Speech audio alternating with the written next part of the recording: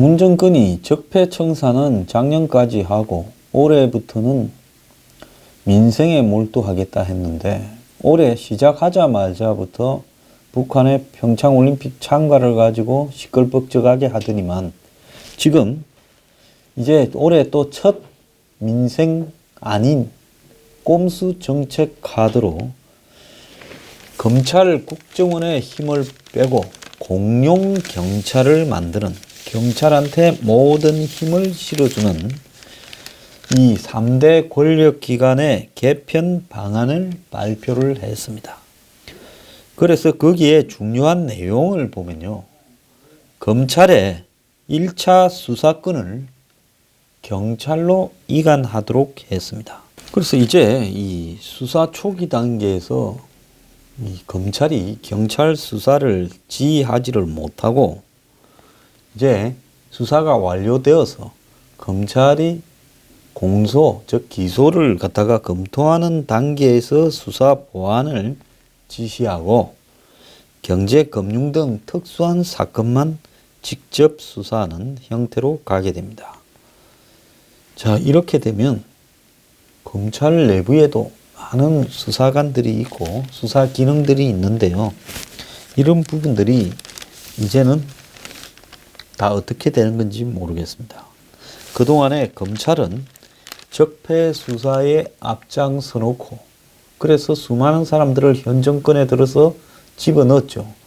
그러면서 정권의 비위를 맞추어서 검찰 조직을 지켜보겠다, 이런 생각을 했는지 모르겠는데요. 이제 한마디로 토끼 사냥이 끝나니까, 아직 끝도 안 났어요. 토끼가 아직도 사냥 중인데 걔는 지금 삶아 먹히고 있습니다. 또요, 이 고위공직자에 대한 수사는 고위공직자 비리수사처, 흔히 고비처라고 불리우는 독립기관을 만들어서 그쪽에서 수사를 한다는 겁니다. 그럼 이 고위공직자 비리수사처는 기존의 검찰 조직과는 관계없이 별도의 특별 조직이 되죠. 자, 여기에는 검사들도 수사 대상이 될 때는 고비처에서 하고 고위공직자들도 거기서 하는 걸로 이렇게 지금 계획안에 되어 있습니다. 그래서 이 검찰은 고위공직자 수사, 금융, 경제 등을 뺀 특수수사, 일반 수사 등 3대 수사권을 빼앗겨버린 검찰 최악의 날이 되었다. 그래서 경찰이 수사를 하고 나면 그 이후에 2차 수사기관으로 전락을 한 것이다 라고 지금 이야기가 나오고 있습니다. 그 다음에요, 국정원이 가지고 있는 북한과 연계된 공안사범에 대한 수사권 또한 지금 경찰에 넘겨주고 국내 정치 정보 수집도 이렇게 금지되게 되었습니다. 그래서 국정원이 가진 대공수사권은 경찰 조직 산하 안보수사처로 이관된다고 하고요. 그 다음에 법무부의 탈검찰화를 이룩하겠다라고 이야기를 하고 있습니다. 자, 그렇게 되면 지금 경찰 조직이 엄청나게 거대해지는데요. 자, 기존의 치안, 경비, 정보, 교통 등은 일반 경찰이 맡고 그 다음에 수사경찰이 별도로 만들어지는데요. 국가수사본부라는 이런 조직이요, 경찰 내부에 범죄에 대한 1차 수사를 맡는 별도의 어떤 이 조직이 만들어져서 이 국가수사본부라는 이 조직이 지방에도 그대로 조직을 가지게 되는 형태가 된다는 겁니다. 그래서 지금 만약에 강남경찰서에서 살인사건이 발생하면 거기에 형사과 그리고 서장, 서울청장, 경찰청장으로 이렇게 통을 밟아서 서류가 올라가는데 앞으로는 경남경찰서 형사과를 국가수사본부 서울지부에서 직접 수사를 지한다고 이렇게 하고요. 자, 그러면 국가수사본부는 FBI냐? FBI하고는 다르다는 겁니다. FBI는 중대한 사건만 다루는데 국가수사본부는 모든 수사 사건을 다 다룬다고 합니다. 지방마다 자치경찰도 생기는데요. 국가경찰과 별도로 시도지사 아래 자치경찰을 두고 시도지사의 추천을 받아 자치경찰본부장을 임명하고 본부장이 자치경찰을 지휘하는데요. 자치경찰은 비교적 경미한 사건 수사와 지역 치안 경비를 담당하고 성폭력, 가정폭력, 학교폭력, 교통사고도 자치경찰이 자체적으로 수사를 하게 된다고 말하고 있습니다. 자, 그러면 기존의 경찰 조직에서의 수사 기능이 빠진 일반 경찰이 하는 일이 치안, 경비, 정보, 교통인데 도지사들 밑에 자치경찰을 만들게 되면 기존의 일반 경찰의 기능을 그대로 다 흡수해서 아예 일반 경찰은 시도지사가 관할하는 지역별 자치경찰 본부에서 끌고 가겠다라는 건지, 아니면 기존의 경찰 조직, 즉 강남경찰서가 있고 서울청이 있고 그 다음에 중앙경찰청이 있는 이런 것처럼 이거는 그대로 두고 또 별도로 지자체에서 자치경찰을 비슷한 기능을 가진 걸 만든다는 것인지, 이것도 매우 혼란스럽습니다. 근데 지금 말하는 걸 보면요. 자, 일반 경찰 업무는 지방자치경찰본부에서 갖고 가고 기존의 경찰서 조직은 한마디로 국가수사본부에 속해서 이 국가수사본부의 관할을 받는 이런 식으로 끌고 간다라는 걸로 보이는데요. 그러면 지금은 일반 경찰서 안에서 교통과라든지 무슨 경비과라든지 정보과 이런 것들이 있는데 이제 이런 것들은 지방자치경찰본부에 속해지고 지금의 경찰서 조직은 국가수사본부의 수사 기능만이 이렇게 집중되는 조직으로 가겠다라는 거. 그리고 대공수사를 하는 안보수사처는 별도로 두겠다라는 거. 지금 그런 쪽으로 가겠다라는 의견인 것 같습니다. 지금요, 소방조직이요, 왜 저렇게 이번에 제천 참사에서 알려졌듯이 저렇게 엉망인가? 해경조직이 지난번 영흥도 낚싯배 사건에서 또 세월호 사건에서 알려졌듯이 엉망인가 하는 부분에서요. 저런 조직의 전체적인 통제력이 조직 개편이 하도 이렇게 심하게 왔다 갔다 하면서 좀 흐트러진 게 아니냐. 지금 소방조직 같은 경우에는 이 중앙조직이 아니라 도청과 관련 있는 조직으로 지금 이렇게 연관되어 있지 않습니까? 그러다 보니 한마디로 이 소방 어떤 조직의 기본적인 기능, 즉 화재가 발생했을 때 신속히 화재를 진압하고 인명을 구출하는 부분에 대한 이런 노하우와 이런 것들이 축적되지 않고요. 지방 단위에서 무사안일한 상태로 빠져드는 게 아닌가라는 우려가 나오고 있고요. 해경 조직 또한 이 조직의 어떤 여러 차례의 변경을 거치면서 조직 자체에 제대로 된 일사불란한 어떤 이 지 통제가 안 되고 있는 게 아닌가 하는 우려도 있습니다. 그래서 이 경찰을 또 이런 식으로 전체를 갖다가 흔들어서 검찰과 더불어서 국정원과 더불어서 다 흔들어 놓으면요.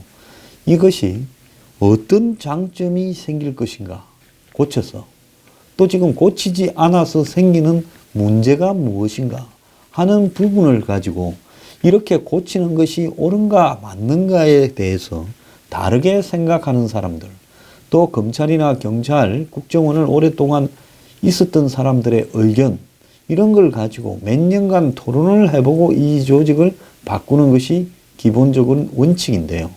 이 정권은 항상 본질이 어디에 있으면 다른 걸 갖다가 어수선하게 전체를 덜쑤셔 가지고 시선을 뺏은 다음에 본질을 갖다가 관철시키려고 하는데요.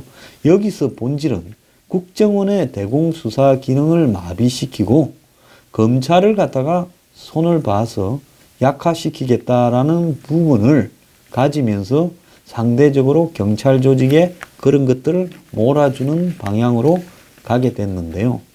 국정원의 대공수사 기능에 대해서 이렇게 집착하는 이유가 무엇인가에 대해서 저는 정말로 의문을 가집니다. 지금 대공수사 기능은 검찰에도 굉장히 공안 기능이 약화되어 있고 경찰에는 공안 기능이 거의 없어져 가고 있습니다.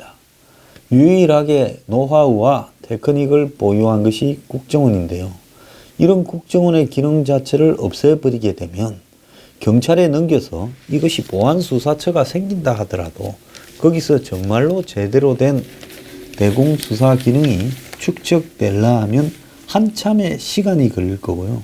가장 중요한 문제는 뭔가 하면 경찰이 아무리 조직이 커진다 하더라도 검찰이나 국정원보다 이 기관이 힘이 없다라는 겁니다. 자, 조직을 크게 해주면 힘이 생길 거니까 괜찮다라 이렇게 이야기할지 모르겠는데요. 이런 식으로 경찰한테 모든 기능을 몰아준다면서 서로 어울리지 않는 모든 기능을 통합시켜서 경찰에다가 던져주고 또 한편으로 일반 경찰 업무는 지방자치경찰 업무로 넘겨서 또 힘을 뺀다고 하고 이렇게 되면 경찰은 당장에는 자신들의 수건을 이뤘다라고 조직 이기주의적 입장에서 좋다고 생각할지 모르겠지만은요.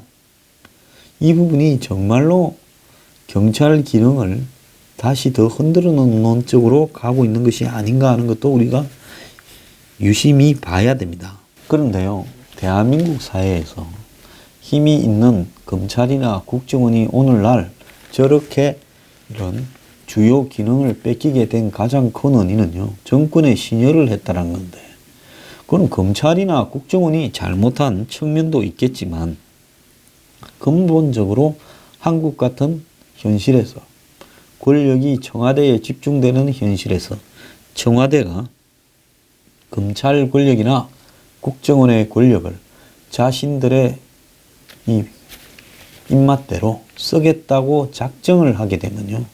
거기에 버틸 수 있는 사람이 몇이나 되겠습니까? 그래서 지금 이렇게 된 가장 큰 문제는요. 여야를 막론하고 과거에 자신이 집권했을 때 검찰이나 국정원을 권력 유지의 도구로 사용했다는 데 가장 큰 문제가 있는 겁니다. 물론 지금 권한이 커지는 경찰 또한 권력의 도구로 사용된 부분은 마찬가지죠. 그런데 경찰의 힘이 약했으니 상대적으로 덜 이용된 것처럼 보이고 힘이 센 국정원이나 검찰이 권력의 이용이 많이 당한 것처럼 돼서 국민의 지탄을 받고 있는 부분도 사실이지만은 결국 문정권이 국정원의 대공수사 기능을 빼겠다라는 것은 그동안의 국정원의 폐해로 지적되어 온 정치 개입이나 이번에 특활비 같은 국정원의 자금을 제대로 못 쓰는 부분에서 문제가 비롯되었다면 대공수사 기능을 없애는 거하고는 별개의 문제지 않는가라는 생각이 듭니다. 국정원이 정치 개입하는 거하고 대공수사 기능하고 무슨 상관이 있습니까? 과거처럼 지금 필요하니까 간첩 하나 만들어라 해서 국정원이 간첩을 그때그때 만들어서 납품을 했으면 상관이 있지만은 최근에 들어서 그런 일은 거의 없었습니다. 국정원이 간첩을 너무 안 잡아서 못 잡아서 문제인데 그럼에도 불구하고 특수활동비는 굉장히 많이 쓰고 있으니까 이 돈으로 간첩 잡는 데 쓰냐 엉뚱한 데 쓰냐라고 질문하고 그걸 제대로 쓰도록 하는 것이 핵심이고 또 그게 너무 많아서 그런 일이 벌어진다면 삭감하는 것이 핵심이었을 거라고 보여집니다. 그리고요, 검찰이 엘리트 조직인 것은 분명히 맞지요. 그런데 우리가 과거에 검찰이 그런 엘리트적인 어떤 기능을 가지고 정말로 국민을 위해서 엘리트답게 쓰는 게 아니라 이 권력을 위해서 엘리트들이 그냥 개가 되는 노릇을 했던 것도 사실입니다. 자, 그렇다고 해서 이런 기능들을 경찰로 준다고 경찰이 또 완벽하게 잘 해나갈 것인가? 그런 보장도 없어요.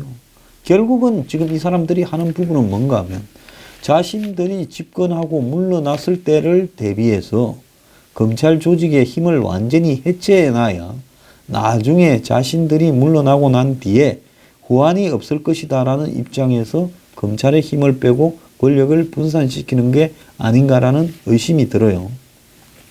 왜? 검찰 조직은 본능적 속성상 좌파 진영과는 거리가 좀 있기 때문에 나중에 호되게 당할 수가 있지요. 자, 그렇다면 핵심은요.